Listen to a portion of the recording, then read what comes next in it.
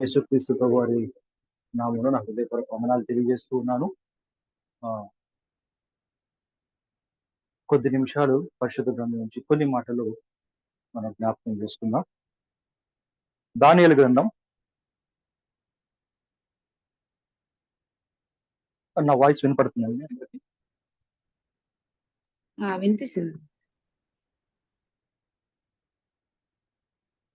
దానియేలు గ్రంథం 10వ అధ్యాయం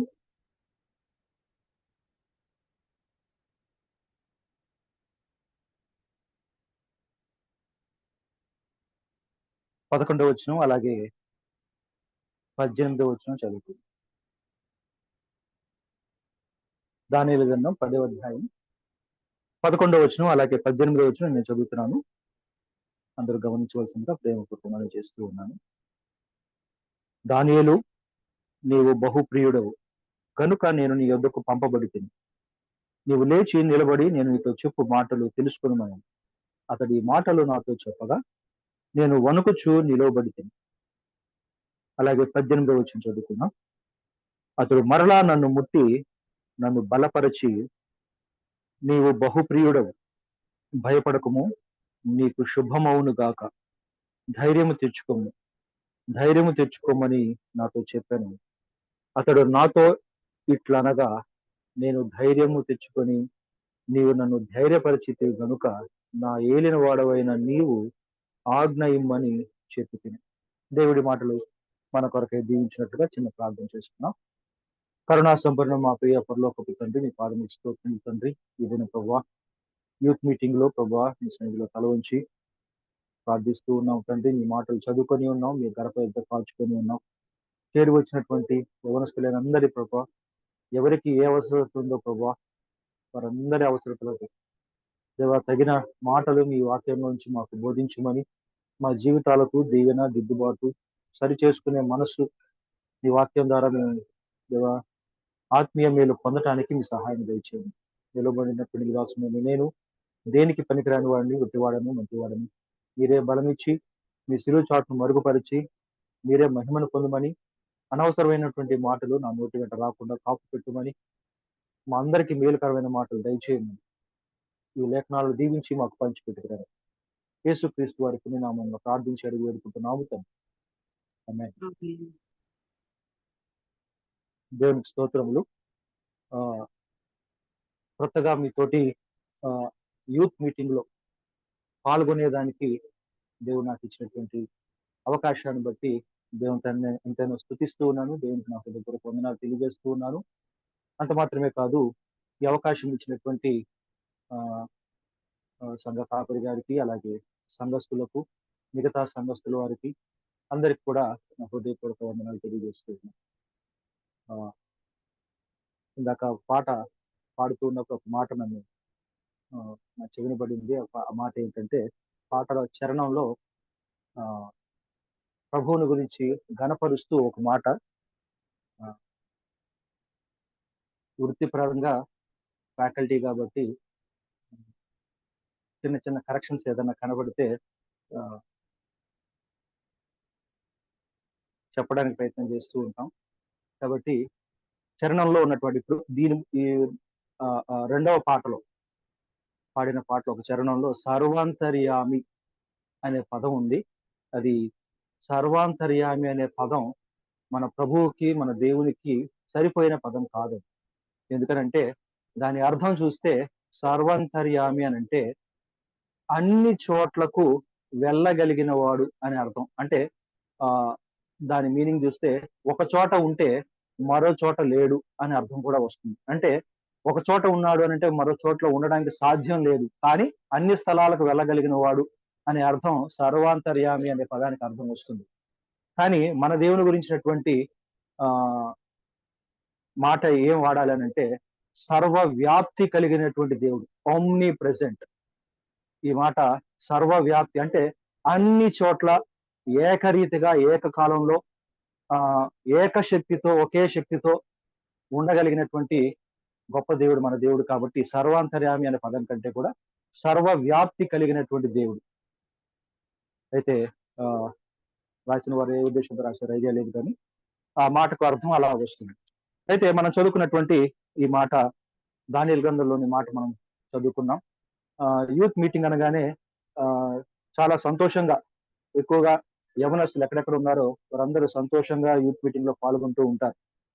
ఆ అనేకమైనటువంటి సంగతులు ఆ నిజంగా వాక్యానుసారంగా జీవించేటటువంటి యవనస్తులైన వారు యూత్ మీటింగ్ ని చాలా ఇష్టపడతారు. ప్రతి కూడికని ఇష్టపడతారు కానీ యూత్ మీటింగ్ ని కొంచెం ఎక్కువగా ఇష్టపడతారు. ఎందుకంటే ఆ యవన కాలంలో అపవాది అనేకమైనటువంటి పరిస్థితుల ద్వారా ఇబ్బంది పెట్టాలని ప్రయత్నం చేస్తూ ఉంటే ఆ యవన కాలంలో మనకు దేవుడు వినిపించేటటువంటి మాటల ద్వారా మనం బలం పొంది ఆ యవన జీవితంలో అపవాదికి చోటు ఇవ్వకుండా ముందుకు కొనసాగడానికి సరిపోయే మాటలు యూత్ మీటింగ్ లో ప్రత్యేకంగా యూత్ కోసం యవనస్తుల కోసం ప్రత్యేకంగా మాటలు వినిపించబడుతున్నాయి కాబట్టి చాలా ప్రాముఖ్యంగా భావిస్తూ ఉంటారు. కాబట్టి యూత్ మీటింగ్ యొక్క ప్రాముఖ్యత ఎరిగిన వాడిగా ఆ అవసరమైనటువంటి మాటలు మన యవన జీవితాలకు అవసరమైనటువంటి మాటలు కొన్ని మాటలు మనం జ్ఞాపకం చేసుకుందాం.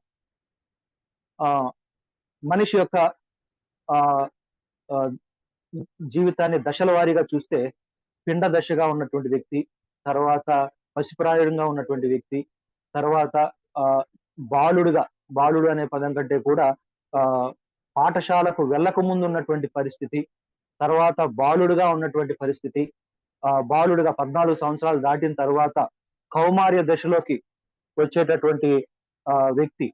కౌమార్య దశ అంటే ఇంగ్లీష్ లో టీనేజర్ అంటారు. కౌమార్య దశలోకి వచ్చిన తర్వాత అనేక పరిస్థితులు, అనేక ఆలోచనలు ఆ స్టేజ్ లో కలుగుతూ ఉంటాయి. ఆ తర్వాత యవ్వన దశలోకి వచ్చిన తర్వాత అనేక గొప్ప కార్యాలు చేస్తూ ఉంటారు. తర్వాత నది ప్రాయంలోకి వచ్చిన తర్వాత అనేక గొప్ప కార్యాలు దేవుని కోసం నిలబడే పరిస్థితులు. ఇలాగ చూసినప్పుడు ఆఖరి దశను జ్ఞాపకం చేసుకుంటే వృద్ధాప్య దశ. ఇలాగ అనేక దశలుగా చూస్తూ ఉంటే యవ్వన దశ చాలా ప్రాముఖ్యమైనటువంటిది. అయితే యవ్వన దశతో పాటు కౌమార్య దశ, టీనేజ్ లైఫ్, యూత్ లైఫ్ కంటే ముందు టీనేజ్ లైఫ్ ఉంటుంది. ఈ టీనేజ్ లైఫ్ ను కూడా చాలా మంది యూత్ గా భావిస్తూ ఉంటారు. కాబట్టి రెండింటిని కలిపి యవనస్తులుగా మనం భావించవచ్చు. అంటే 14 సంవత్సరాలు దాటిన వాళ్ళ దగ్గర నుంచి 40 సంవత్సరాల లోపు ఉన్నవారు, 40-45 సంవత్సరాల లోపు ఉన్నవారు యూత్ గా భావిస్తారు. అయితే ఈ ఈ యవ్వన దశలో ఉన్నటువంటి ఆ వ్యక్తుల యొక్క పరిస్థితులు ఎలాగుంటాయంటే ఏదైనా సాధించాలి, లేదా ఏదైనా చేయగలం, లేకపోతే కొత్త ఆలోచనలు, ఎన్నడూ చూడనటువంటి కొత్త తలంపులు, ఇవన్నీ కూడా ఈ దశలో ఎక్కువగా మనిషికి రావడం మొదలవుతుంది.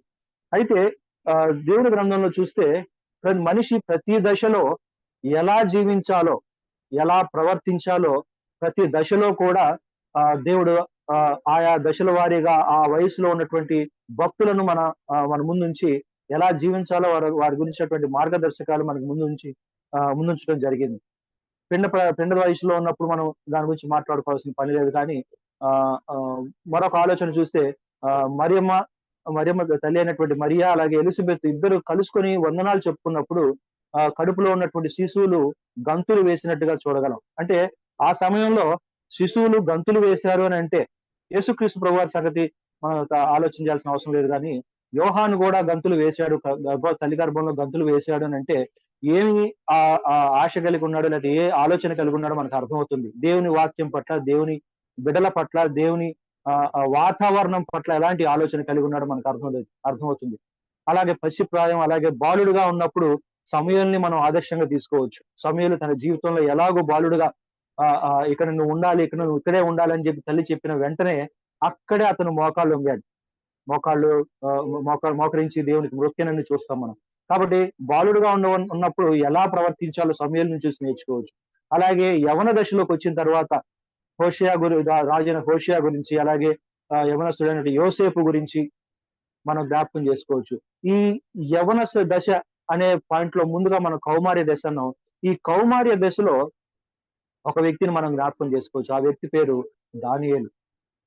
దానియేలు ఆ యూదా రాజ్యం క్రీస్తు పూర్వం 586లో యూదా రాజ్యం బబులోను సామ్రాజ్యపు చెరలోనికి వెళ్ళినప్పుడు ఆ వెళ్తున్న సమయంలో యూదా రాజ్యాన్ని వారు చెరపట్టుకొని వెళ్తున్న సమయంలో ఈ దానియేలు వీళ్ళందరినీ కూడా వారు తీసుకొని వెళ్ళినట్టుగా చూడగలం. అయితే తీసుకొని వెళ్ళారు. అయితే ఇక్కడ మనం చదువుకున్నటువంటి మాట రాయబడినటువంటి కాలం చూస్తే గనక దానియేలు ఇంచుమించు 70 సంవత్సరాల వయస్సులో ఉన్నప్పుడు, ఇంచుమించు 70 సంవత్సరాల వయస్సులో ఉన్నప్పుడు రాసినట్టుగా అతని ఆఖరి దర్శనంగా చూడవచ్చు. 10వ అధ్యాయంలో అతని ఆఖరి దర్శనం. అక్కడ దర్శనం ఎవరు వచ్చి దర్శనం ఇచ్చారు అనంటే, దేవుని యొద్ద నుండి ఒక దూత పంపబడినను. ఆ మాట కూడా చదువుకున్నాం. నీ యొద్దకు పంపబడి తిని. ఈ దర్శనం గురించినటువంటి వివరాలు, దేవుడు తనతో చెప్పాలనుకున్నటువంటి మాటలు, దానియేలుతో చెప్పాలనుకున్నటువంటి మాటలు ఒక దేవదూత తీసుకొని వచ్చాడు. అయితే దానియేలుతో చెప్తున్నప్పుడు ఆ మాటలు దేవుడు ఏదైతే దానియేలుతో చెప్పాలనుకున్నాడో ఆ మాటలన్నీ కూడా దానియేలుకి ఆ దూత వివరించాడు.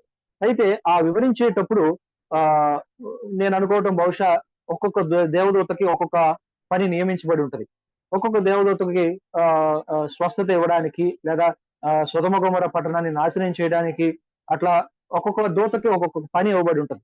అయితే మెసేజ్ తీసుకుని వెళ్ళేటటువంటి, వర్తమానం తీసుకుని వెళ్ళేటటువంటి దూత, మనం మత్తయి సువార్తల్లో చూస్తే క్రీస్తు ప్రభువారి యొక్క పుట్టుక గురించి సమాచారం తీసుకెళ్ళడానికి గబ్రియేలు దూత వచ్చినట్టుగా చూడగలం.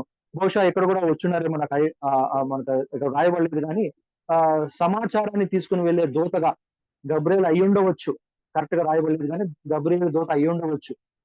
అయితే సమాచారాన్ని తీసుకొని వచ్చే దేవుని యొద్ద నుండి వచ్చిన సమాచారం ఏంటంటే, అక్కడ ఒక మాట మనం చదువుకున్నాం. దేవదూత మాట్లాడుతున్నటువంటి మాట, దానియేలు నీవు బహుప్రియుడవు. అదే మాట 18వ వచనంలో కూడా ఉంది. 11లో దానియేలు నీవు బహుప్రియుడు అని సంబోధిస్తూ 18లో కూడా అదే మాట మరలా ఎత్తి రాస్తున్నారు. ఏ మాట అంటే, దానియేలు నీవు బహుప్రియుడవు. ఈ మాట దగ్గర కొద్దిగా మన యవనస్తులకు అవసరమైనటువంటి మాటలు, కొన్ని తలంపులు మనం జ్ఞాపకం చేసుకున్నాం. సాధారణంగా ఏ వ్యక్తి గురించి అయినా బైబిల్ గ్రంథంలో చూస్తే దేవుడు కొన్ని మాటలు చెప్పాడు. అబ్రహాము గురించి జ్ఞాపకం చేసుకుంటే అబ్రహాముని ఏమన్నాడంటే, నేను చేయబోయే పనులు నా స్నేహితుడైన అబ్రహాముకు దాచేదనా. అంటే అబ్రహాము దేవుని స్నేహితుడిగా దేవుడు భావించాడు. అబ్రహాముకి ఇచ్చినటువంటి గొప్ప మాట ఏంటంటే, విశ్వాసులకు తండ్రి అనే మాట ఉంది, కానీ మరొక మాట ఏంటంటే దేవునికి స్నేహితుడు. అలాగే మోషే గురించి జ్ఞాపకం చేసుకుంటే, మోషే ఆ భూమి మీద ఉన్న వారందరిలో మిక్కిలి సాత్వికుడు.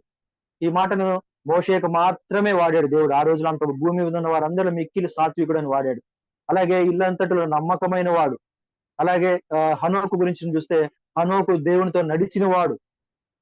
తర్వాత నోవహు గురించి జ్ఞాపకం చేసుకుని, నోవహు విశ్వాసం కలిగి దేవునిపై ఆధారపడిన వాడు, దేవుని మాట వినిన వాడుగా చూస్తున్నాం. ఇట్లా వారి జీవితాల్లో ఒక వన్ లైనర్ గా రాసుకోగలిగితే, ఒక్క మాటలో వారి జీవితం గురించి, వారు దేవునితో వారికి కలిగి ఉన్నటువంటి సంబంధం ఒక మాటలో చెప్పబడింది. అదే దావీదు గురించి జ్ఞాపకం చేసుకుంటే, దావీదు నా హృదయానుసారుడైన మనుష్యుడు, తన మనస్సు ఎరిగిన వాడు. ఈ మాటలను జ్ఞాపకం చేసుకుంటూ ఉన్నప్పుడు వారు దేవునితో ఎలా అంటుకట్టబడి ఉన్నారు, ఏ వయసులో నుంచి వారు దేవునితో జతకట్టారు, ఎలా అంటుకట్టబడి ఉన్నారు, వారు ఎలాగో దేవునితో నడిచారో మనం చూడవచ్చు. అయితే వీరందరి గురించినటువంటి మాటలు మనం చూస్తే ఎక్కడైనా కూడా ఒక్కసారి మాత్రమే చెప్పబడింది.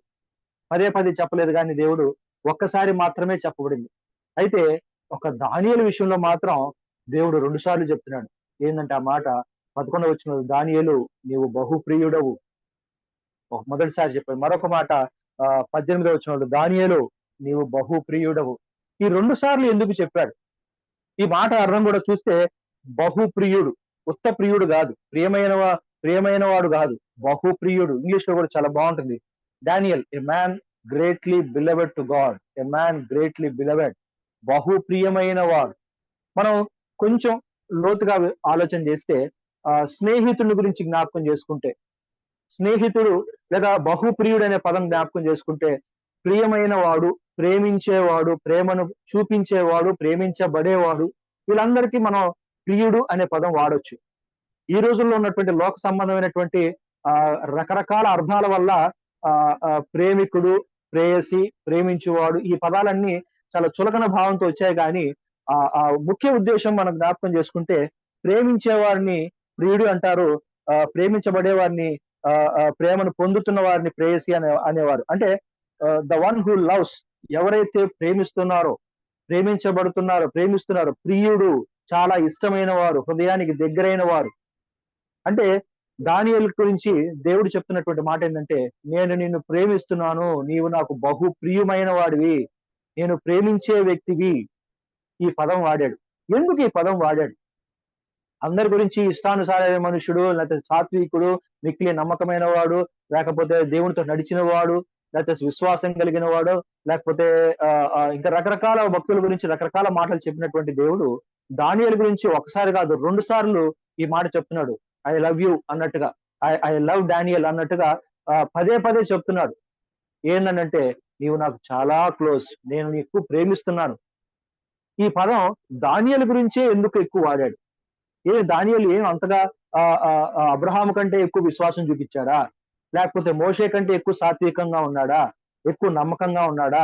లేకపోతే దావీదు కంటే ఎక్కువగా దేవుని హృదయం తెలుసుకున్నాడా? లేకపోతే హనోకు కంటే ఎక్కువ సంవత్సరాలు దేవునితో నడిచాడా? హనోకు 300 ఏళ్ళు నడిచాడు. దానియేలు జీవితం చూస్తే తక్కువ కాలమే బ్రతికాడు. హనోకు అంతకాలం బ్రతకలేదు. హనోకు 365 సంవత్సరాలు బ్రతికాడు.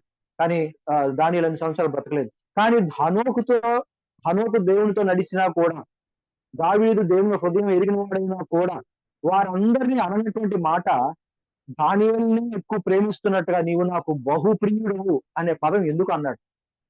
ఏం పనులు చేశాడు కాబట్టి దానియేలు దేవునికి అంత బహుప్రియుడయ్యాడు? తనలో ఉన్నటువంటి లక్షణాలు ఏంటి? కానీ విశ్వాసంగానే ఉన్నాడు. అందరూ విశ్వాసులుగా ఉన్నారు. చాలా మంది విశ్వాసంతో దేవునితో నడిచిన వారు ఉన్నారు. దేవుని దృష్టికి ఇష్టలుగా ఉన్నవారు ఉన్నారు. దేవుని చెడు నడతలను విసర్జించిన యోబు గురించి జ్ఞాపకం చేసుకుంటే, చెడుతనము విసర్జించిన వాడు. ఇవన్నీ జ్ఞాపకం చేసుకుంటూ ఉంటే గొప్ప భక్తులు చాలా మంది ఉన్నారు. కానీ దానియేలును మాత్రమే నీవు బహుప్రియుడవు, నీవు నాకు చాలా ఇష్టమైన వాడివి అనే పదం ఎందుకు అంటున్నాడు అంటే, దాని గురించినటువంటి కారణాలు మనం జ్ఞాపకం చేసుకుంటే, యూదా రాజ్యం మనకి ఇశ్రాయేలు రాజ్యం ఐగుప్తులో యాకోబుతో పాటు 70 మంది ఐగుప్తు దేశానికి వెళ్ళారు. నిర్గమకాండం 1వ అధ్యాయంలో మనకు కనపడుతుంది. యాకోబుతో పాటు 70 మంది వెళ్ళారు. ఆ తర్వాత వారు అక్కడ ప్రబలారు. చాలా లక్షల మంది జనం విస్తరించారు. అయితే ఐగుప్తీయులు ఇశ్రాయేలీయులను 430 సంవత్సరాలు వారి బానిసత్వంలో వారిని అణచివేశారు. వాళ్ళని హింసించారు. ఆ 430 సంవత్సరాల తర్వాత మోషే నాయకత్వాన దేవుడు వారిని విడిపించి పాలు తేనెలు ప్రవహించే దేశానికి, వాగ్దాన భూమికి వారిని తీసుకొని వచ్చాడు. అయితే వారిని తీసుకొని వచ్చేయడానికి 40 సంవత్సరాలు పట్టింది. వచ్చిన తర్వాత వారికి మోషే కనాను దేశంలోకి పాలు తేనెలు ప్రవహించే దేశంలోకి అడుగు పెట్టలేదు. కానీ అతని శిష్యుడైనటువంటి, లేదా తర్వాత ఉన్నటువంటి వ్యక్తి అయినటువంటి, అనుచరుడుగా ఉన్నటువంటి యెహోషువ, కాలేబు వారిద్దరూ వారి లోపలికి వెళ్ళారు. తర్వాత వారికి స్వాస్థ్యాలు పంచివ్వటం ఇవన్నీ చూస్తాం.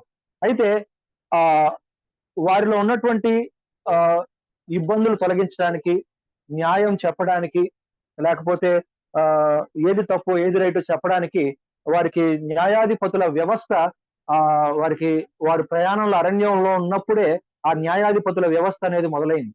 అయితే అక్కడికి వెళ్ళిన తర్వాత న్యాయాధిపతులు వారిని ఏలుతూ ఉన్నారు. మొత్తం 12 మంది న్యాయాధిపతులు వారిని 350 సంవత్సరాల పాటు 12 మంది న్యాయాధిపతులు వారిని ఏలారు ఇశ్రాయేలీయులను. ఆ 12 మంది న్యాయాధిపతుల్లో 6 మంచివారు, మిగతా 6 అంతగా దేవునికి ఇష్టమైన వారుగా జీవించలేదు.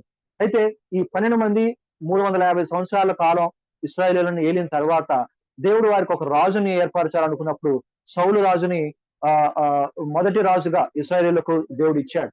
సౌలు రాజు 40 సంవత్సరాలు ఇశ్రాయేలును పరిపాలించిన తర్వాత దావీదు 40 సంవత్సరాలు ఇశ్రాయేలును పరిపాలించాడు. ఆ తర్వాత దావీదు కుమారుడైనటువంటి సొలొమోను 40 సంవత్సరాలు ఇశ్రాయేలును పరిపాలించాడు. సొలొమోను తర్వాత 931 క్రీస్తు పూర్వం 931లో రాజ్యం విభాగించబడింది.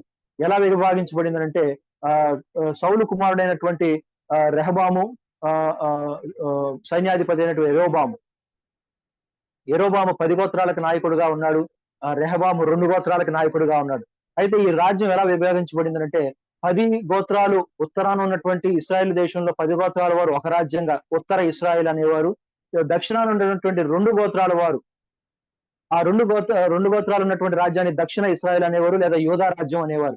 ఇశ్రాయేల్ రాజ్యం అంటే ఉత్తరాన ఉన్నది, యూదా రాజ్యం అనేది దక్షిణాన ఉన్నటువంటిది. అయితే ఆ 10 గోత్రాల పేర్లు మనం గుర్తుపెట్టడం కష్టం కాబట్టి ఆ దక్షిణాన ఉన్నటువంటి ఆ 2 గోత్రాల వారు ఎవరనేది చూస్తే యూదా గోత్రము, అలాగే బెన్యామీను గోత్రం. ఈ 2 గోత్రాలు రెహబాముతో ఉన్నాయి. సౌలు కుమారుడైనటువంటి రెహబాముతో ఉన్నాయి కాబట్టి దక్షిణాన ఉన్నాయి. అయితే ఉత్తరాన ఉన్నటువంటి ఆ 10 గోత్రాల వారు ఇశ్రాయేలుగా పిలువబడ్డారు, ఉత్తర ఇశ్రాయేలుగా పిలువబడ్డారు. దక్షిణాన ఇశ్రాయేల్ వారు యూదా రాజ్యంగా పిలువబడ్డారు. అయితే 722 బీసీలో ఉత్తరాన ఉన్నటువంటి ఆ ఇస్రాయేల్ రాజ్యం చెరలోనికి వెళ్ళడం జరిగింది. అషూరు చెరలోకి వెళ్ళింది. అలాగే క్రీస్తు పూర్వం 586లో యూదా రాజ్యం బబులోను చెరలోకి వెళ్ళింది. అయితే ఈ బబులోను చెరలోకి 586 బీసీలో బబులోను చెరలోకి వెళ్ళినటువంటి ఈ యూదా రాజ్యంలో మన దానియేలు కూడా ఒక వ్యక్తిగా ఉన్నాడు. అయితే ఆ కాల పరిమాణంలో చూస్తే ఆ చెరలోనికి తీసుకువెళ్ళే పరిస్థితి ఎలాగుంటదంటే, ఒక రాజ్యం ఇంకో రాజ్యం మీదకి దండెత్తేటప్పుడు ఎలాగుంటదనంటే మనం అనుకుంటాం బహుశా అక్కడి నుంచి వారు యోధా రాజ్యం నుంచి బబులోను తీసుకెళ్ళడానికి ఏదో మ్యాప్ లో చూస్తే పక్కనే కనపడుతుంది కానీ ఆ ఇంచుమించు 2000 కిలోమీటర్ల దూరం, ఇంచుమించు 2000 కిలోమీటర్ల దూరం. మనం ఏమనుకుంటాం ఈ రోజుల్లో అన్ని కిలోమీటర్లు అంటే ఖచ్చితంగా ఫ్లైట్ లో వెళ్లాల్సిందే, లేదా ట్రైన్ లో వెళ్ళడం అంటే చాలా టైం పడుతుంది. అయితే చెరలోనికి తీసుకొని వెళ్ళిన తర్వాత, బానిసత్వంలోకి తీసుకొని వెళ్ళిన తర్వాత ఏ వ్యక్తులను కూడా వారు ఫ్లైట్ లోనో లేకపోతే ఎద్దుల బండిలో గుర్ర బండ్ల మీద తీసుకొని వెళ్ళరు. వాళ్ళని తీసుకొని వెళ్ళే విధానం ఎలా ఉంటుందంటే, వారి 2 చేతులు కట్టేసి, తాళ్లతోనూ సంకెళ్లతోనూ కట్టేసి, వాళ్ళ కాళ్ళకు కూడా సంకెళ్ళు వేసి, ఆ తాళ్లను లేక ఆ సంకెళ్లను తాడు పెట్టి లేదా గొలుసులతోటి వారి గుర్రాలకు, గుర్రపు బండ్లకు, ఎడ్ల బండ్లకు, గాడిదలకు వాటికి వెనకాల కట్టి వాటితో పాటు ఈడ్చుకొని వెళ్ళేవారు. ఎలాంటి బానిసలంటేనే హక్కు లేనటువంటి వారు, ఎలాంటి కోరికలు గాని ఎలాంటి అజమాయిషీ చేయడానికి వీళ్ళు వారు వారు ఎప్పుడు కనికరిస్తే వారి మీద వారు ఆ దయ పొందటమే. వారు ఎలాంటి ప్రశ్నించడానికి కూడా అర్హత లేదు వారికి. అయితే వారిని చెరలోనికి తీసుకెళ్తున్నప్పుడు ఆ 2000 కిలోమీటర్లు వాళ్ళు ఎలా వెళ్ళుంటారంటే, బహుశా ఇలాగే ఈడ్చుకొని వెళ్ళుంటారు. బానిసల్ని, చనిపోయిన కుక్కని ఎలా ఈడ్చుకొని వెళ్తారో బానిసలుగా ఒక రాజ్యం మీద దండెత్తినప్పుడు బానిసలు గనక అయితే వారిని ట్రీట్ చేసేటటువంటి విధానం ఎలా ఉంటదంటే చాలా దయనీయంగా ఉంటుంది. అయితే అలాంటి వారిలో దానియేలు కూడా ఒకడు. అయితే దానియేలు గురించి జ్ఞాపకం చేసుకుంటున్నప్పుడు ఆయన ఏ వయసులో వెళ్ళాడనంటే, ఇందాక మనం చెప్పుకున్నట్టుగా కౌమార్య దశ, టీనేజ్ వయసులో ఉన్నప్పుడు, ఇంచుమించు 16, 17 సంవత్సరాల వయసులో ఉన్నప్పుడు దానియేలుని చెరలోనికి తీసుకొని వెళ్ళారు. అయితే ఆ దానియేలు చెరలోనికి తీసుకొని వెళ్తున్నప్పుడు, వెళ్ళేటప్పుడు వారు వచ్చారనంటే ఎలా ఉంటదంటే, ఒక భయంకరమైనటువంటి చెర, అషూరు చెర అంటారు. భయంకరమైన ఐగుప్తు చెర ఉంది గాని అంత ఎక్కువ హింస పెట్టలేదు గాని, అషూరు చెర చాలా భయంకరమైన చెర. ఎలాంటి భయంకరమైన చెర అంటే ఆహ్, ఆహ్, గర్భవతులుగా ఉన్న తల్లులైన వారిని కూడా వారి మర్మాంగాల్లో చేతులు పెట్టి ఆ పిండాన్ని లాగివేసి అంత హింసించేంత క్రూరమైనటువంటి మనస్తత్వం కలిగిన వారు అషూరీయులు. అయితే అలాంటి అషూరీయుల కంటే భయంకరమైన వారు బబులోనీయులు. అలాంటి బబులోను సామ్రాజ్యం వచ్చి యూదా రాజ్యాన్ని వారి చెరలోనికి తీసుకొని వెళ్తున్నారనంటే ఎంత దయనీయ స్థితినంటే చెరలోనికి వెళ్ళే వారి పరిస్థితి మనం ఏం ఆలోచన చేయొచ్చు అంటే, ఎలాంటి కనికరం ఉండదు, ఎలాంటి దయ ఉండదు. కానీ సాధారణంగా 16, 17 సంవత్సరాల వయసులో ఉన్నటువంటి వ్యక్తులు ఎలా ఉంటారో మనకు తెలుసు. మన మన రోజు చూస్తున్నటువంటి సమాజంలో ఎలా ఉంటారంటే చాలా సంతోషంగా, అల్లరి చిల్లరగా, ఆడుతూ పాడుతూ, చదవమంటే చదవకుండా, లేకపోతే స్కూల్‌కి వెళ్ళమంటే, కాలేజీకి వెళ్ళమంటే వెళ్ళకుండా, ఇష్టమైన పనులు చేస్తా, వారి మనస్సు ఒక చోట ఉండకుండా, చంచలమైన మనస్సుతోటి ఆ పని, ఈ పని, ఈ పని అన్నిటిని కలిపెట్టి, ఎక్కడ స్థిమితం లేనటువంటి మనస్తత్వం కలిగి ఏదో చేయాలని ఏదో చేయబోయి, ఏదో అనుభవిస్తూ, ఏదో దాని రిజల్ట్ ఏదో వచ్చి, ఇలాగ అంత గందరగోళంగా మొత్తానికి తను మాత్రం సంతోషంగా ఉండేటటువంటి స్టేజ్‌లో ఉండేటువంటి వయసు ఆ 16, 17 సంవత్సరాల వయసు. కానీ ఆ వయసులో దానియేలుని చెరలోనికి తీసుకువెళ్లారు. ఎలాంటి హక్కులు లేవు. కావాల్సినవి ఏది ఇవ్వరు. అయితే రాజ్యం మీదకి ఒక రాజ్యం చెరలోనికి తీసుకువెళ్ళేటప్పుడు ఎలా ఉంటదంటే, వాళ్ళ పద్ధతి ఎలాగుంటదనంటే, ఒక రాజ్యం ఇంకో రాజ్యం మీదకి వచ్చినప్పుడు ఆహ్, స్త్రీలైన వారిని వారు చెరపట్టుకొని వెళ్తే, వారిని దేనికోసమైతే వాడతారంటే, చాలా నీచమైనటువంటి, హీనమైనటువంటి పనుల కోసం వాడతారు. తర్వాత బాగా ధనం ఉన్న వాళ్ళనైతే దోచుకుంటారు. అలాగే బలమున్న వారినైతే వారి సా వారి వారి వారిలో వారి దగ్గర పనికి పెట్టుకుంటారు. ఇలాగ అనేకమైనటువంటి పరిస్థితులు జ్ఞాపకం చేసుకుంటే, వారు ఆ దేశంలో ఎవరెవరిని ఉంచుతారంటే, రోగులైన వారిని, అంగవైకల్యంతో ఉన్నవారిని, లేతే ఏ పని చేయనటువంటి వారిని, బీదవారిని అదే దేశంలో ఉంచి, వారి రాజ్యానికి సంబంధించినటువంటి అధికారులను అక్కడ పెట్టి వారు పరిపాలన చేస్తూ ఉంటారు. కానీ శ్రేష్టమైన వారు, డబ్బున్నవారు, ఆరోగ్యం ఉన్నవారు, తెలివి, జ్ఞానం, రూపవంతులు, తర్క జ్ఞానం తెలిసిన వారు, ఇవన్నీ నాలెడ్జబుల్ పర్సన్స్ ఉన్నవాళ్ళు, టాలెంట్స్ ఉన్న వాళ్ళందరిని ఏం చేస్తారంటే వారి దేశానికి తీసుకొని వెళ్ళిపోతారు. అయితే అలా నాలెడ్జ్ ఉన్న వారిలో దానియేలును కూడా తీసుకొని వెళ్ళారు. వారిని ఏం చేస్తారంటే ముఖ్యంగా పురుషులైన వారు ఎవరైనా బలం కలిగిన వారు, తెలివి జ్ఞానం కలిగిన వారు ఉంటే వారిని ఏం చేస్తారంటే నపుంసకులుగా మార్చివేస్తారు. మనం చూస్తే కూడా వారి మీద అధికారి కూడా నపుంసకుల అధికారిగా ఉన్నాడు. ఇలాగ ఏంటంటే వారు మరలా వారికి కోపం వచ్చి వారి మీద తిరగబడకుండా ఉండడం కోసం వారిని అలాగ మారుస్తారు. ఇది నేను చెప్పేది ఎటువంటిది ఏంటంటే రాజ్యం మీదకి రాజ్యం, సాధారణంగా ఒక రాజ్యం మీదకి ఒక రాజ్యం చెరపట్టుకోవడానికి వచ్చినప్పుడు జరిగే పరిస్థితులు. బహుశా ఇక్కడ కూడా అలాగే జరిగి ఉండొచ్చు. మన పూర్తి వివరాలు లేవు గానీ బహుశా వీరిని కూడా అలాగే తీసుకొని వెళ్ళుండవచ్చు. అయితే అలాంటి పరిస్థితిలో దానియేలుని బబులోను చెరలోకి తీసుకొని వెళ్ళారు. అయితే వెళ్తే అతనికున్నటువంటి ఆ పరిస్థితిలో ఎలా జీవించాడంటే ఎక్కడ కూడా దేవునికి వ్యతిరేకంగా జీవించలేదు. ఎక్కడ దేవునికి నచ్చని పని ఒక్కటి చేయలేదు. మనం మొదటి అధ్యాయంలో చూస్తాం మనం. వారి ప్రతిమకు మొక్కమంటారు, వారి ఆహారం తినమంటారు. ఇవన్నీ జ్ఞాపకం చేసుకుంటే ఎక్కడ కూడా వారిని వారు అపవిత్రపరుచుకోలేదు.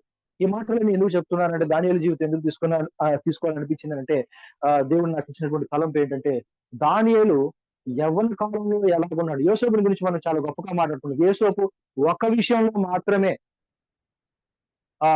పోతీఫరు భార్య విషయంలో మాత్రమే అతను చాలా నిక్కచ్చిగా ఉన్నాడు. తప్పు చేయకుండా తన పరిశుద్ధతను కాపాడుకున్నాడు. అయితే గొప్ప స్థాయికి వెళ్ళిపోయాడు. అని దానియేలు గురించి జ్ఞాపకం చేసుకుంటే తన బాల్యం తన నుంచి పోయింది. తన తన కౌమార్య దశలో తను ఎంజాయ్ చేయవలసినటువంటి ఆ ఎంజాయ్మెంట్ లేదు. తల్లిదండ్రుల దగ్గర లేడు. ఎక్కడో బానిసగా అమ్మబడ్డాడు. తర్వాత ఉన్న స్థితిలో ఉంచలేదు, మార్చివేశారు. అయితే ఇక్కడ ఉన్నటువంటి పరిస్థితి చూస్తే దానియేలు తన జీవితంలో ఎలా గొప్పగా జీవించాడంటే ఆ చిన్న జీవితంలో ఎంత గొప్పగా జీవించాడు అని అంటే 70 సంవత్సరాల పాటు వాళ్ళు పరిపాలిస్తే వారి దగ్గర 60 సంవత్సరాల పాటు దానియేలు ప్రధానమంత్రిగా ఉన్నాడు. చిన్న వయసులోనే ఆ ప్రధానమంత్రి స్థాయికి ఎదిగాడు. ఎందుకనంటే తను దేవునితో తనకు అంటుకట్టబడినటువంటి జీవితం, దేవునితో తనకున్నటువంటి సంబంధం కరెక్ట్ గా పెట్టుకున్నాడు కాబట్టి దేవునికి తనకు మధ్యలో ఎలాంటి వేరే వ్యక్తికి అవకాశం ఇవ్వలేదు, వేరే వ్యక్తి దూరేదానికి ఛాన్స్ ఇవ్వలేదు కాబట్టి తన జీవితంలో తను ఉన్నత స్థాయికి వెళ్ళడానికి తన క్యారెక్టర్ తనకు ఉపయోగపడింది. అయితే ఇందాక మనం చదువుకున్నటువంటి మాట దానియేలు బహుప్రియుడు. ఇందాక మనం అనుకున్నాం ఎందుకు అంత బహుప్రియుడు అయ్యాడు. ఇప్పుడే మనం జ్ఞాపకం చేసుకున్నాం ఎలాంటి పరిస్థితుల్లో అతని చెరలోనికి తీసుకుని వెళ్ళారో మనం చూడగలం. ఎలాంటి పరిస్థితుల్లో తనకున్నటువంటి ఫెసిలిటీస్ అన్ని కోల్పోయాయో మనం చూడగలం. అయితే అతను ఉన్నటువంటి 7 లక్షణాలు ఒకటి జ్ఞాపకం చేసుకొని ఎందుకు దానియేలు అంత బహుప్రియుడయ్యాడో ఒక 7 లక్షణాలు మనం జ్ఞాపకం చేసుకొని ముగించుకుందాం. ఆ 7 లక్షణాల గురించి జ్ఞాపకం చేసుకుంటే నిజంగా దానియేలు ఇంత జాగ్రత్తగా ఉన్నాడు యవ్వనంలో. నిజంగా యవ్వన కాలంలో ఎంత జాగ్రత్తగా ఉండాలంటే మా నాన్నగారు ఎప్పుడు ఒక మాట చెప్తూ ఉండే యవ్వన కాలంలో ఉన్నప్పుడు ఒక మాట చెప్తూ ఉండేవాడు. జీవితంలో యవ్వన కాలంలో ఏదన్నా పొరపాటు చేస్తే ఏదన్నా ఒక చిన్న మచ్చ పడిందనంటే అది ముసలివాడైన తర్వాత చనిపోయిన తర్వాత కూడా ఆ మచ్చ మన మీద నుంచి పోదని అనేవాడు. సాధ్యమైన వరకు మచ్చ పడకుండానే చూసుకోవాలి మన క్యారెక్టర్ మీద, మన జీవితం మీద అనేవాడు. ఎందుకంటే దావీదు గురించి గొప్ప చెప్తాం, గొప్ప పరిపాలన చేశాడని చెప్తాం. కానీ ఎంత చెప్పినా ఎంత గొప్పగా ఒక గంట సేపు దావీదుని ఎంత పొగిడినా కూడా లాస్ట్ లో ఒక మాట అంట ఏమని అన్ని బాగానే ఉంది కానీ ఆ ఒక్కటి చేయకుండా ఉంటే బాగుండేదంటాం. ఎందుకనంటే దేవుడు అన్ని క్షమిస్తాడు గుర్తు చేసుకోడు కానీ మనుషులు అన్ని క్షమించలేరు లేదా అన్ని మర్చిపోయేవారు కాదు. మనుషులు ఖచ్చితంగా మన గతాన్ని గుర్తు పెట్టుకునేవారు. తర్వాత తరంలో వచ్చినా కూడా మన మచ్చ అలాగే ఉంటుందనంటే మనుషులు దేవుడు క్షమించినట్టుగా మనిషి క్షమించలేడు. దేవుడు అంగీకరించినట్టుగా మనిషి అంగీకరించలేడు. మనిషికి ఉండే నైజం ఏంటంటే పరిస్థితులు బాగున్నప్పుడు మంచిగా ఉంటాడు, పరిస్థితులు బాగాలేనప్పుడు మన వెనక ఉన్నటువంటి లోపాలను తోడేటటువంటి ఆలోచన కలిగిన వాడు, పాత స్థితిని తీసుకుని వచ్చేవాడు. అయితే దేవుడు హెబ్రీ పత్రికలో 8వ అధ్యాయంలో అలాగే 10వ అధ్యాయంలో ఉన్నటువంటి మాట నేను వారి పాపములను నీకెన్నడూ జ్ఞాపకం చేసుకున్నాడు. దేవుడు ఎంత గొప్ప దేవుడు అని అందుకే ఆయన దేవుడు, అందుకే ఆయన సర్వాధికారి, అందుకే ఆయన గొప్ప రాజు. ఆయనకున్నటువంటి గొప్ప లక్షణాల్లో ఇది కూడా ఒక లక్షణం ఏంటంటే మనం ఎంత ఘోర పాపలమైనా మన పాపములను ఇక్కడ జ్ఞాపకం చేసుకున్నాడు. కానీ ప్రభువుని నమ్మిన తర్వాత మాత్రం దేవునితో మనం ఒప్పందం చేసిన తర్వాత మాత్రం ఖచ్చితంగా దేవునికి నచ్చినట్లే జీవించాలి. అయితే ఒక ఒప్పందం దానియేలు దేవునితో చేశాడు, దాని నుంచి తూచా తప్పకుండా పాటిస్తున్నాడు. ఎలాంటి పరిస్థితులు వచ్చినా, ఎలాంటి మరణం లేదా ప్రాణం మీదకు వచ్చినా, ఎలాంటి పరిస్థితి వచ్చినా కూడా దాన్ని మాత్రం పాటిస్తూనే ఉంటాడు. ఏదంటే దేవునికి ఇష్టమైనటువంటి జీవితం జీవించాలి. ఎందుకంటే ఇందాక మనం జ్ఞాపకం చేసాం కౌమార్య దశ, యవ్వన దశ. ఈ దశలో ఏదైనా చేయాలనుకుంటే బలంగా సంకల్పం తీసుకుంటే ఖచ్చితంగా మరణించే వరకు ఆ ఆలోచనకు నిలబడేటటువంటి బలం ఎప్పుడు వస్తుందంటే మన యవ్వన దశలోనే. మనం ఏదైతే అవ్వాలనుకుంటున్నామో, ఏదైతే చదవాలనుకుంటున్నామో, లేకపోతే ఏదైనా ఉన్నత స్థాయికి వెళ్ళాలనుకుంటున్నామో, మనకు మొదట బీజం పడేది మన కౌమార్య దశ లేదా యవ్వన దశలోనే పడుతుంది. కాబట్టి ఆ ఏజ్ లో ఏం ఆలోచించాడంటే దానియేలు, నేను దేవునికి ఇష్టడుగా జీవించాలి. బహుశా తను అనుకుండవచ్చు, నేను నా ముందున్నటువంటి పితరులను జ్ఞాపకం చేసుకొని వారిలాగా నేను దేవునికి ఇష్టంగా జీవించాలనుకున్నాడు. అయితే అందరికంటే ఉన్నతమైనటువంటి పేరు పొందాడు ఏంటంటే దానియేలు బహుప్రియుడు. దేవునికి బహుప్రియుడు. అయితే ఆ దానియేలు దేవునికి బహుప్రియుడు అవడానికి గల కారణం ఏంటో మనం చూద్దాం. మొదటి అధ్యాయం 3వ వచనం 4వ వచనం చూద్దాం. మొదటి అధ్యాయం 3వ వచనం అలాగే 4వ వచనం.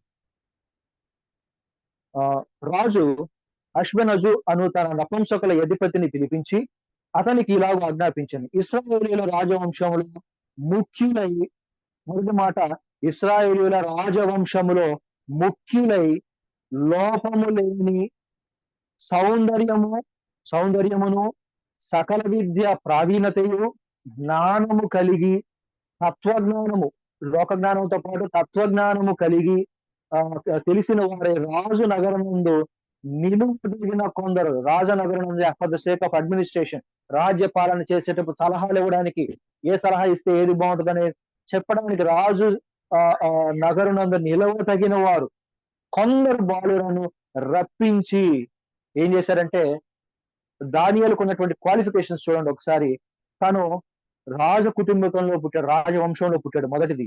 రెండవది రాజవంశంలో పుట్టి కూడా ముఖ్యమైనటువంటి వాడు. అంటే తన ఆలోచన, తన ప్రవర్తన, తన మాటలు ఎలా ఉన్నాయంటే అందరి చేత ఐడెంటిఫై అయ్యే విధంగా, ఏదో ఎవరో ఉన్నాడు దానియేలు అనేవాడు ఉన్నాడు మా వంశంలో అన్నట్టుగా కాకుండా, ఆ వంశంలో చెప్పుకోదగ్గ పేరు, తన వంశంలోనే మంచి పనులు చేసి లేదా తన వంశంలో అందరి నోళ్ళలో నానేటటువంటి వ్యక్తి దానియేలు. ముఖ్యుడైన వాడు, అలాగే లోపము లేనివాడు. ఎక్కడా లోపం లేదంట. మనస్తత్వంలో కావచ్చు, శరీరంలో కావచ్చు, దేంట్లో కూడా లోపం లేనివాడు. అలాగే చూస్తే సౌందర్యం కలిగిన వాడు, చూడటానికి చక్కటి స్వరూపం కలిగిన వాడు.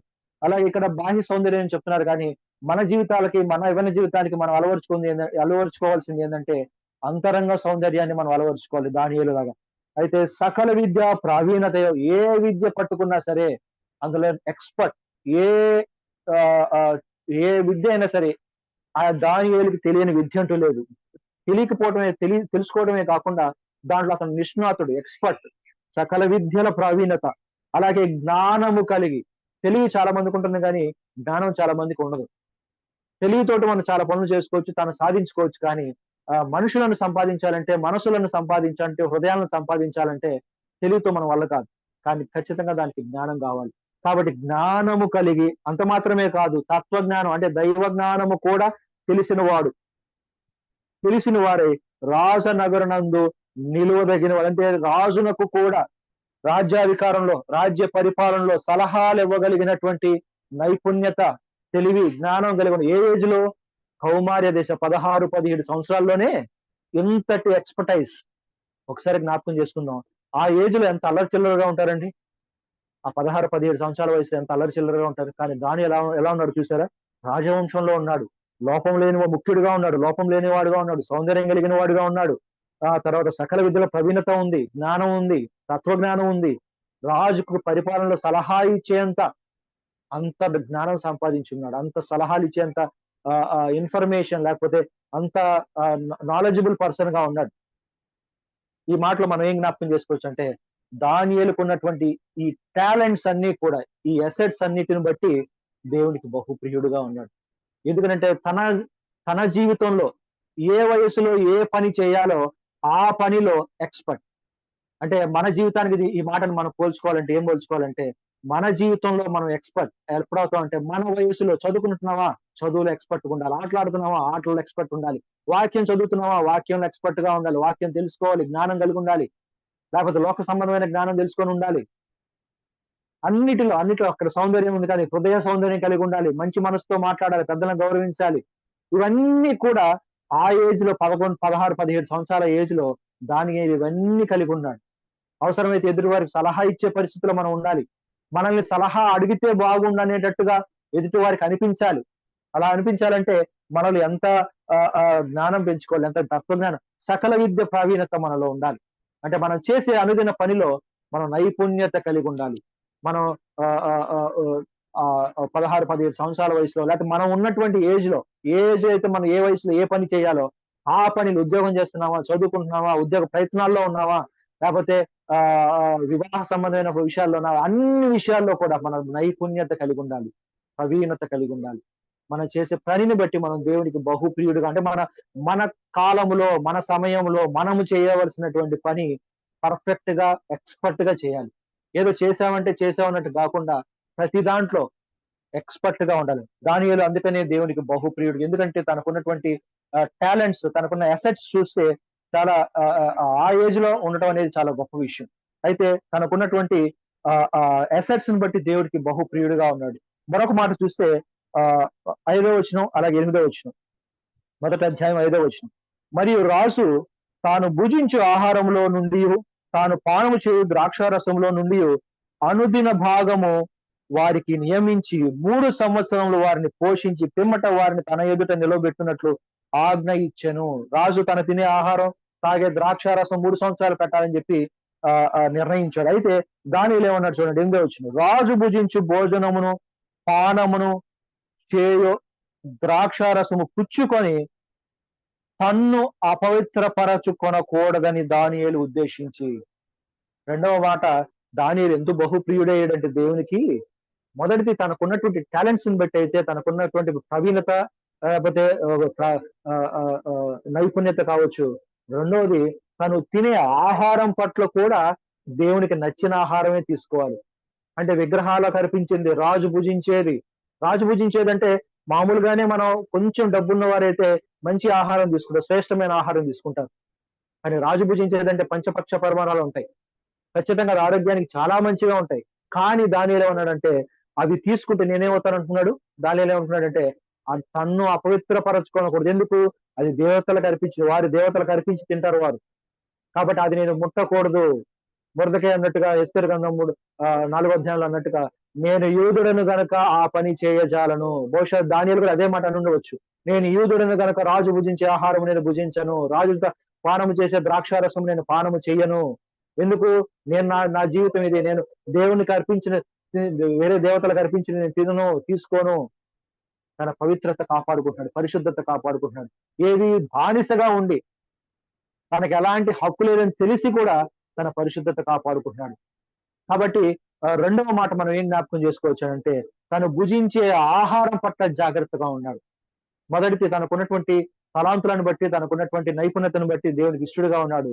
రెండవది, తను భుజించే ఆహారం పట్ల ప్రత్యేకత కలిగి, జాగ్రత్త కలిగి ఉన్నాడు కాబట్టి దేవునికి బహుప్రియుడిగా ఉన్నాడు. మూడవ మాటకు మనం జ్ఞాపకం చేసుకుంటే, అలాగే 6వ వచనం, 7వ వచనం చూద్దాం.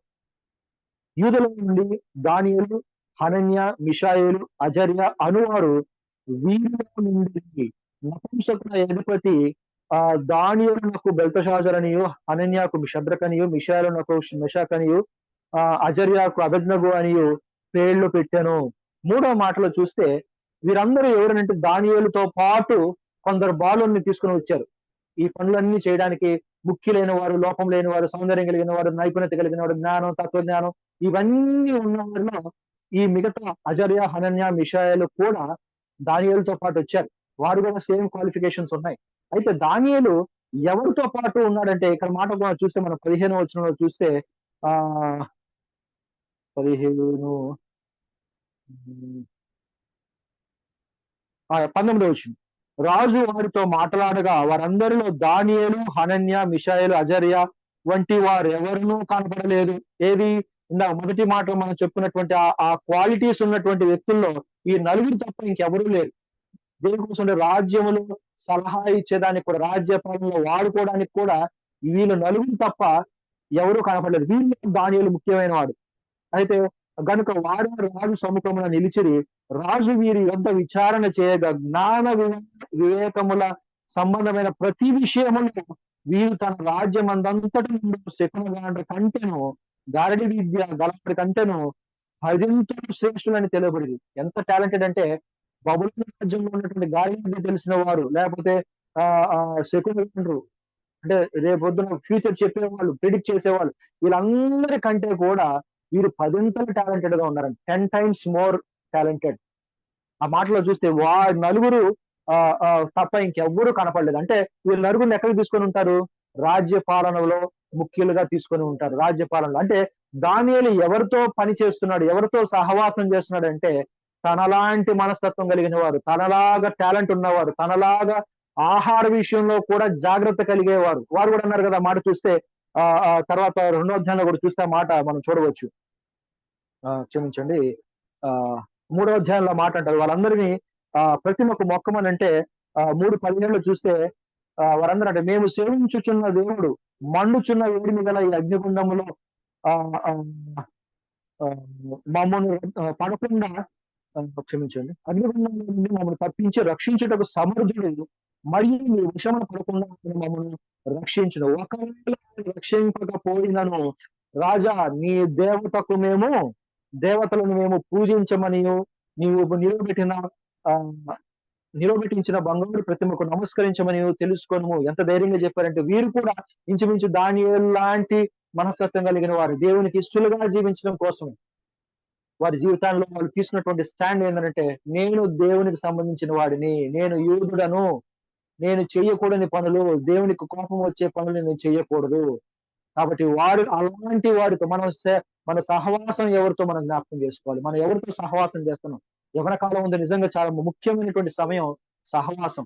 సహవాస దోషం వల్ల వారి లక్షణాలు మనకొచ్చే ప్రమాదం గూడా ఉన్నాయి. దేవుని బిడ్డలతో మనం సహవాసం చేస్తే ఒకరి లక్షణాలు ఒకరికొస్తే దేవుడు మహిమపరచబడతాడు. అంతేకాని లోక సంబంధమైన వారితోటి, లోకస్తులతోటి, లోక మనస్సు కలిగిన వారితోటి లోక మనస్సు అనంటే వారానికి ఒకసారి చర్చికొచ్చే వాళ్ళలో కూడా లోక మనస్సు ఉండేవారు చాలా మందున్నారు. లోకస్తుల్లాగా ఆలోచించేవారున్నారు. లోక పోకడలు వారిలో ఇముడ్చుకున్న వారు చాలా మందున్నారు. అలాంటి వారితో కూడా సహవాసం అవసరం లేదు. ఎలాంటి వారితో అంటే దానియేలు లాంటి మనస్సు కలిగిన వారు, దానియేలు లాగా టాలెంట్ కలిగిన వారు, దానియేలు లాగా ఆహార విషయంలో జాగ్రత్త కలిగేవారు. అలాంటి వారితోనే దానియేలు పనిచేస్తున్నాడు. వారితో కలిసి రాజ్యంలో పనిచేస్తున్న వారితో సహవాసం చేస్తున్నాడు. కాబట్టి మూడవది మనం ఎవరితో సహవాసం చేస్తున్నాం? ఎలాంటి వారితో సహవాసం? మొదటిది మన ఉన్నటువంటి సామర్థ్యాన్ని బట్టి దేవుడు మనల్ని బహుప్రియుడిగా ఎంచుకుంటాడు. రెండవది మనం తినే ఆహారం పట్ల మనం జాగ్రత్త కలిగి ఉంటే దానియేలులాగా మనం దేవునికి బహుప్రియుడిగా అవ్వచ్చు. మూడవది మనం ఎవరితో సహవాసం చేస్తున్నామో దాన్ని బట్టి కూడా దేవునికి మనం బహుప్రియుడిగా ఉన్నాం.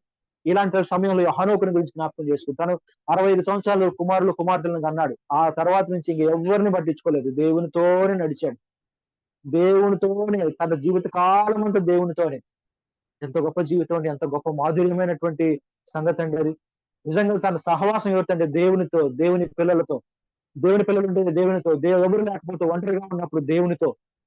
నిజంగా ఎంత గొప్ప జీవితం. మూడవ విషయంలో మనం దేవునికి బహుప్రియుడు అవ్వాలంటే మన సహవాసం ఎవరితో మనం జ్ఞాపకం చేసుకోవాలి. నాలుగో విషయం మనం జ్ఞాపకం చేసుకుంటే 9వ వచనం. దేవుడు నపుంసకుల అధిపతి దృష్టికి దానియేలునకు కృపా కటాక్షము నొందననుగ్రహించెను గనుక నపుంసకుల అధిపతి దానియేలుతో ఇట్లా నేను ఈ మాటలో దానియేలు నపుంసకుల అధిపతికి వాళ్ళందరూ రాజు ఆజ్ఞ ఇచ్చాడు. ఏమనంటే రాజు భుజించే ఆహారము, పానము చేసే ద్రాక్షారసము 3 సంవత్సరాల వరకు ఈ బాలురికి ఇవ్వండి అని అన్నాడు. అయితే దానియేలు ఏమన్నాడంటే మనం చదువుకున్న 8వ వచనంలో తన్ను అపవిత్రపరచుకొనకూడదని దానియేలు ఉద్దేశించి వెళ్లి ఏమడుగుతున్నాడు చూడండి. తాను అపవిత్రుడు కాకుండాన్నట్లు 8వ వచనం. వాటిని పుచ్చుకొనకుండా సెలవిమ్మని నపుంసకుల అధిపతిని వేడుకొనగా అక్కడ చాలా మంది అధికారులు ఉండొచ్చు. ఒక వ్యక్తి దగ్గరికి పోయాడు. ఎవరు ఆ వ్యక్తి?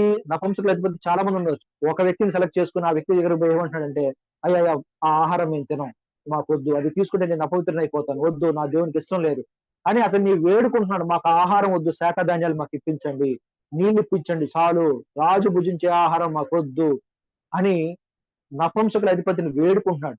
అంటే బానిసగా ఉన్నప్పుడు మాట్లాడడానికి కూడా అర్హత లేదు. అయ్యా నాకు పలానా బాగలేదు నేను ఇవాళ పనిలోకి రాను. అయన్నీ కుదరదు. బానిసలుగా ఉన్నప్పుడు చెప్పినట్టు రావడమే. చెప్పింది వినడమే. తన కోరికలు, తన ఇబ్బందులు, తన పరిస్థితులు ఏవి వారు పట్టించుకోరు. అయితే అలాంటి పరిస్థితుల్లో కూడా బానిసలుగా అమ్మబడి ఆజ్ఞ ఉందని తెలిసి కూడా ఆహారమే తీసుకోవాలని ఆజ్ఞ ఉందని తెలిసి కూడా నపుంసకుల అధిపతి దగ్గర పోయి వేడుకుంటున్నాడు. ఏమని? ఆ వ్యక్తి అయితేనే నాకు మేలు చేస్తాడని అర్థమైంది దానియేలుకి. ఆ వ్యక్తిని చూశాడు. ఆ వ్యక్తి ముఖంలో ఎలా కనబడిందంటే నా బాధ చెప్పుకుంటే అతను ఖచ్చితంగా వింటాడు. అంటే ఎవరితో అయితే నేను సహవాసం చేయడానికి ఇష్టపడుతున్నాను, లేకపోతే ఎవరినైతే నా ఫ్రెండ్ గా చేసుకోవాలనుకుంటానంటే నాకు మేలు చేసేవాడే ఫ్రెండ్ అయి ఉండాలి. మనం కూడా చాలా సార్లు ఫ్రెండ్ అనంగానే ఎవరిని పడితే వాళ్ళని ఫ్రెండ్ చేసుకుంటూ ఉంటాం. ఎవరితో పడితే వాళ్ళతో మాట్లాడుతూ ఉంటాం. చాలా మంది మాట్లాడతారు కానీ తెలియకుండా మన ఆత్మీయ జీవితం పాడు చేసేవారు మన ఫ్రెండ్స్ లోనే ఉంటారు. మన ఫ్రెండ్ అయిన వారు మన జీవితాన్ని అంటే మనతో పాటు చర్చికి వచ్చేవాడు మన ఫ్రెండ్ గా ఉంటే మంచిది కానీ మరి వారం ఆదివారం సినిమాకి వెళ్దారా లేకపోతే ఎందుకంటే చర్చికి ప్రశాంతంగా కూర్చుందాం లేదా ఆడుకుందాం పేట ఆడుకుందాం ఇలా చెప్పేవాడు మన ఫ్రెండ్ కాకూడదు. ఎందుకంటే తను అపవిత్రపరచుకోకుండా ఉండుటకు ఒక డెసిషన్ తీసుకున్నప్పుడు ఎవరైతే తన డెసిషన్ ని గౌరవిస్తాడో, ఎవరైతే తన అపవిత్రపరచబడకుండా తను చూసుకుంటున్నాడు కాబట్టి దానికి సహకరిస్తాడో అలాంటి వ్యక్తుల్ని ఫ్రెండ్ గా ఎంచుకుంటున్నాడు దానియేలు. నాలుగవది తను ఎవరినైతే ఫ్రెండ్ గా పెట్టుకోవాలనుకుంటున్నాడంటే తనకు కృపాక్షేమము తన మీద కృపాక్షేమమును కటాక్షములు వచ్చే వ్యక్తిని, తన మీద ఆగ్రహించే వ్యక్తి కాదు, తనని బలవంతంగా రాజు చెప్పింది నువ్వు చేయాల్సిందే అనే వ్యక్తిని ఫ్రెండ్ గా తీసుకోవట్లా. ఎవరి హృదయం అయితే తన హృదయంతో కలిసిపోతుంది, ఎవరైతే తన అభిరుచులకు తన విలువలకు వాల్యూ ఇస్తాడో, చాలా ఆలోచనలకు వాల్యూ ఇస్తాడు అలాంటి వ్యక్తిని తను ఫ్రెండ్ గా తీసుకుంటాడు. కాబట్టి మనం నేర్చుకోవాల్సింది ఏంటంటే మనం ఎవరిని ఫ్రెండ్ గా అనుకుంటున్నాం, ఎవరిని మన ఫ్రెండ్ గా మనం అంగీకరిస్తున్నాం అనేది మనం జ్ఞాపకం చేసుకోవాలి. మన ఆత్మీయ జీవితం బలపడేలా ఉండేటట్టు వారి వయసు సంబంధం లేదు. ముసలివారు కావచ్చు, చిన్నవారు కావచ్చు, మన వయసు వాళ్ళు కావచ్చు, ఎవరైనా కావచ్చు. మన ఆత్మీయ జీవితానికి మేలు చేసేవారు, మన ఆత్మీయ జీవితానికి సహకరించేవారే మన ఫ్రెండ్ గా ఉండాలి. కాబట్టి ఎవరిని మనం ఫ్రెండ్ గా చేసుకుంటున్నామో మనం జ్ఞాపకం చేసుకోవాలి. మా నాన్నగారు చాలా సార్లు అంటూ ఉంటారు, ఆదివారం ఉదయం 8 గంటల నుంచి మధ్యాహ్నం 2-3 గంటల వరకు నాకు ఫోన్ కాల్ ఎవరు చేయర్రా అంటారు. నిజంగా ఆ మాట నేను ఆలోచిస్తే అనిపిస్తూ ఉంటుంది. నిజమే కదా! నేను చాలా సార్లు గమనించా ఆ మాట. అంటే ఆ టైంలో వాళ్ళందరూ చాలా మంది తెలిసిన వాళ్ళు ఉంటారు.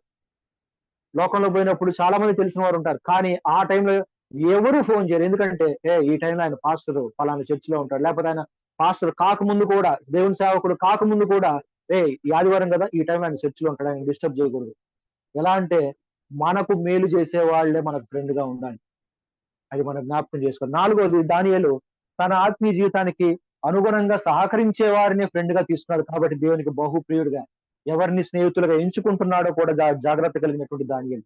మరొక మాట జ్ఞాపకం చేసుకుంటే 11వ వచనం నుంచి 13 వరకు చూస్తే ఆ ఈ మాట అడిగాడు.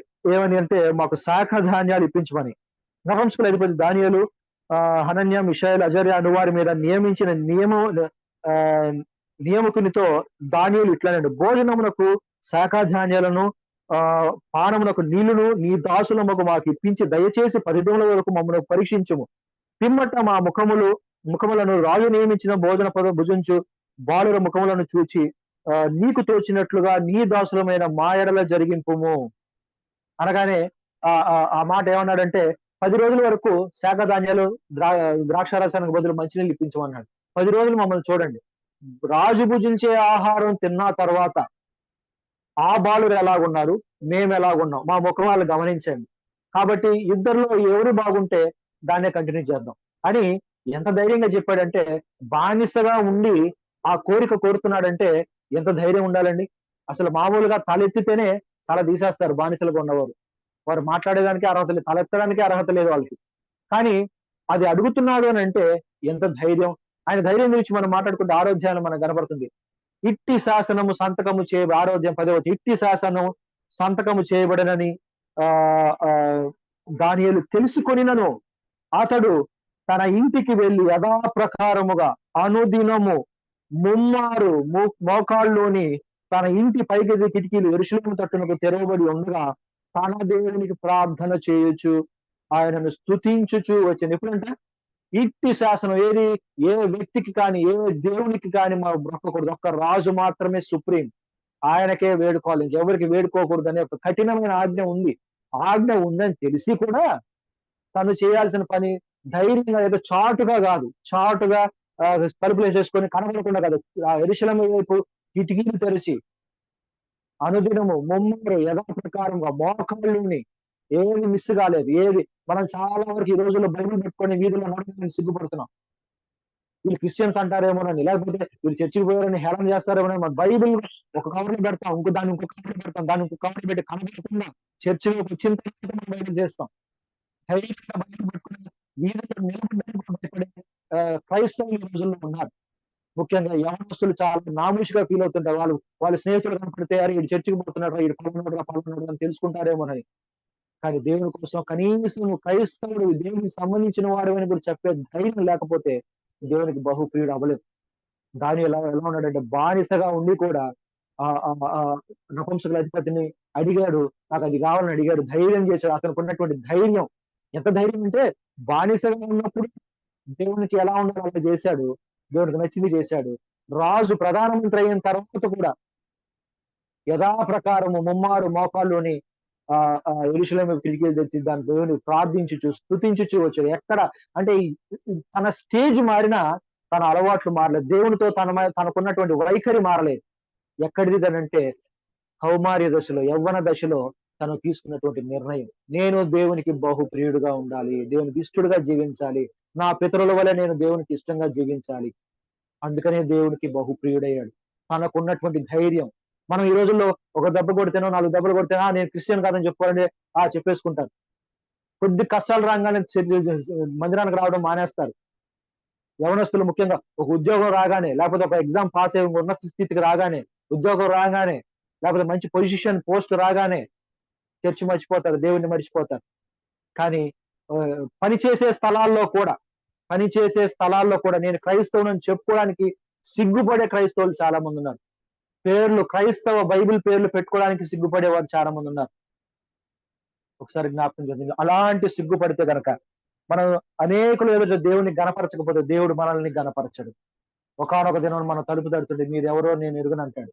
ఎందుకంటే ఈ లోకంలో నా కోసం నువ్వు ధైర్యం చేయలేదు. నేను నా బిడ్డవని నువ్వు ధైర్యంగా చెప్పలేకపోయావు. దేవుడు ఖచ్చితంగా చూస్తాడు. దానియేలు బహుప్రియుడు తనకున్నటువంటి ధైర్యాన్ని బట్టి. 6వ విషయాన్ని జ్ఞాపకం చేసుకుంటే 15వ వచనం అలాగే 16వ వచనం. 10 దినములైన పిమ్మట వారి ముఖములు రాజు భోజనము భుజించు బాలురందరి ముఖముల కంటే సౌందర్యముగాను కలగాను కనబడగా. ఆ మాట చదువుతున్న 15వ వచనంలో రాజు భోంచేసిన వారి ముఖాల కంటే శాకాహారం తీసుకున్నటువంటి దానియేలు ఆ మిగతా ముగ్గురు వారి ముఖాలు ఎలా ఉన్నాయంటే సౌందర్యముగాను కలగాను. అంటే ఏం కనపడుతుందంటే ఇతరుల కంటే అట్రాక్టివ్ గా కనపడుతుంది. ఎక్కడిది అట్రాక్షన్, ఎక్కడిది కళ, ఎక్కడిది సౌందర్యం?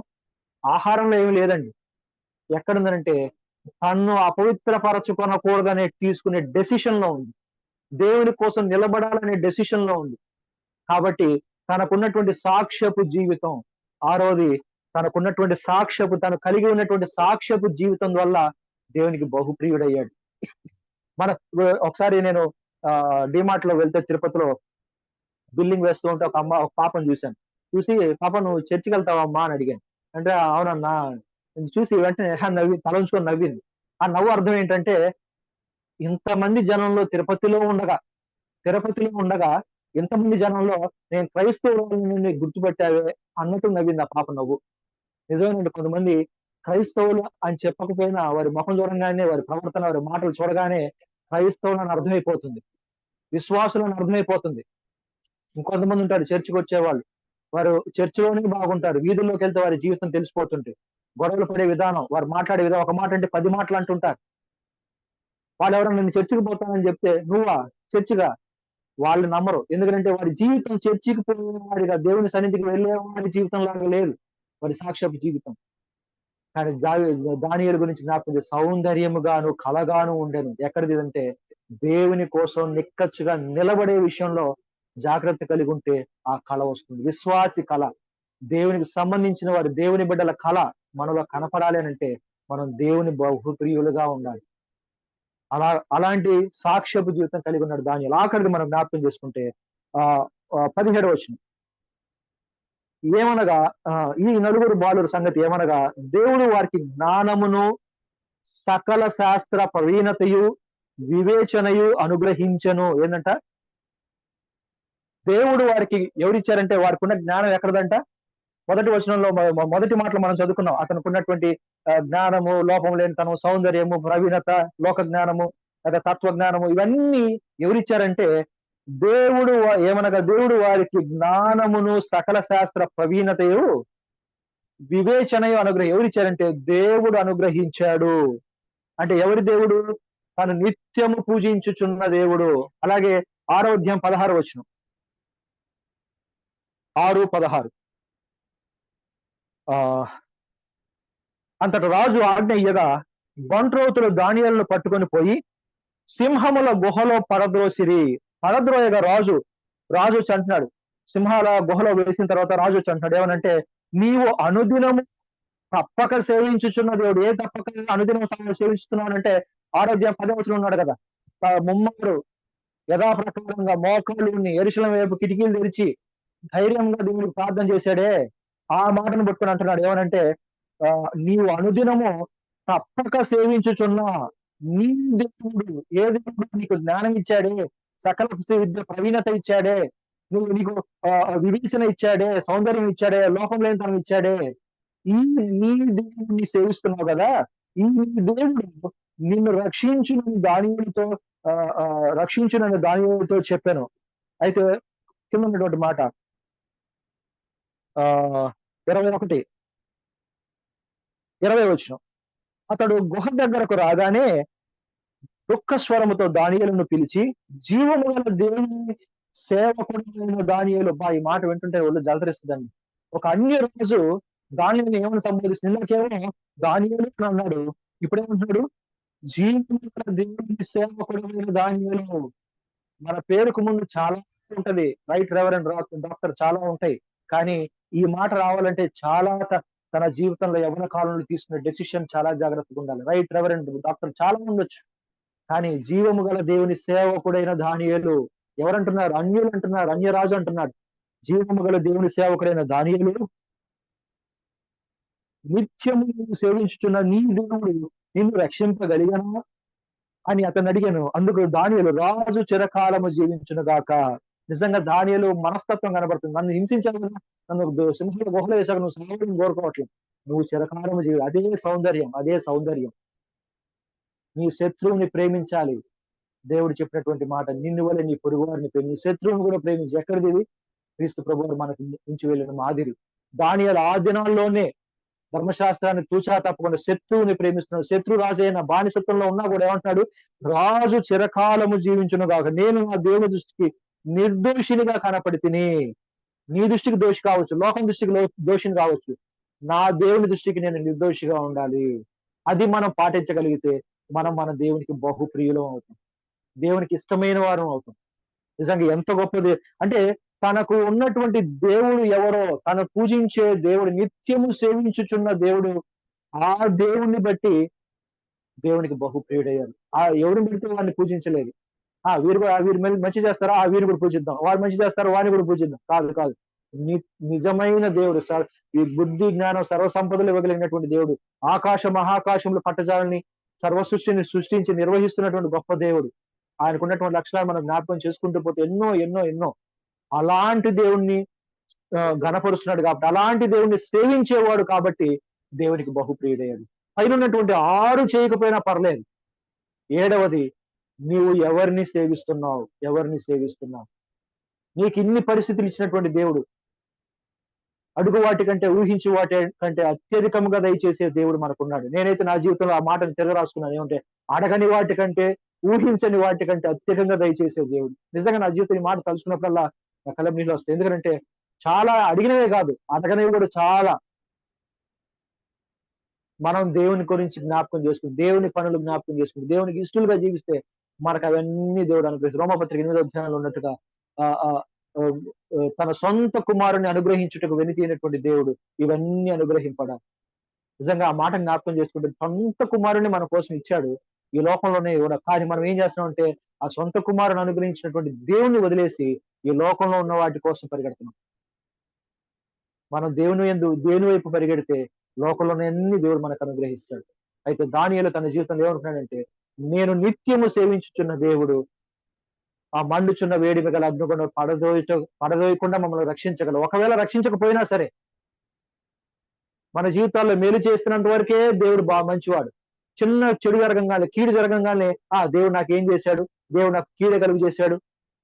నిజంగా చెప్పాలంటే విశ్వాసి అనేవాడు కీడు కలుగుతుందంటే, శ్రమ కలుగుతుందంటే సంతోషించాలి. ఎందుకంటే ఆ శ్రమలో దేవుడు నీతో ఉంటున్నాడు. ఆ బాధాకరమైన పరిస్థితిలో దేవుడు నీతో ఉంటున్నాడు. దేవుడు నీతో ఉండడానికి ఇష్టపడటానికి శ్రమ అనుగ్రహించాడు. ఎంతగా నువ్వు ఆ శ్రమలో దేవునిపై ఆనుకుంటావో చూడడానికి వస్తున్నాడు. కానీ మనం శ్రమ వద్దంటున్నామనంటే, ఇబ్బందులు, శ్రమలు, కష్టాలు వద్దంటున్నామంటే అసలు మనం విశ్వాసులమే కాదు. నిజమైన విశ్వాసి ఎప్పుడు కష్టాలు కోరుకోవాలి. ఎందుకంటే ఆ కష్టాల్లో దేవుడు మనతో ఉంటాడు. మనకు బలమిస్తాడు. మనకు నడిపిస్తాడు. దానియేలు గురించి జ్ఞాపకం చేసుకుంటే, ఆ కొంతకాలం ఇబ్బంది పడ్డాడు. ఆ కొంతకాలంలో దేవునికి ఇష్టడుగా జీవించాడు. తన జీవిత కాలం అంతా కూడా ఆ రాజుల దగ్గర ప్రధానమంత్రిగా ఉన్నాడు. ఎక్కడ ఇబ్బంది పడ్డాడు. యోసేపుని గురించి జ్ఞాపకం చేసి కొంతకాలమే ఇబ్బంది పడ్డాడు. తర్వాత అంతా రెండవ స్థానం, రాజు తర్వాత స్థానంలో తను గొప్ప జీవితం కలిగి ఉన్నాడు. నిజంగా ఆ మాటలు జ్ఞాపకం చేసుకుంటే ఎలా దానియేలు బహుప్రియుడయ్యాడంటే 7 విషయాలు. తనకున్నటువంటి తలాంతులను బట్టి, తనకున్నటువంటి అసెట్స్‌ని బట్టి, తనకున్నటువంటి నైపుణ్యతను బట్టి దేవునికి ఇష్టడయ్యాడు. రెండవది తను తినే ఆహారం పట్ల జాగ్రత్తగా ఉన్నాడు కాబట్టి తను ఇష్టడయ్యాడు. మూడవది తను ఎవరితో సహవాసం చేస్తున్నాడో వారిని బట్టి దేవుడికి ఇష్టడయ్యాడు.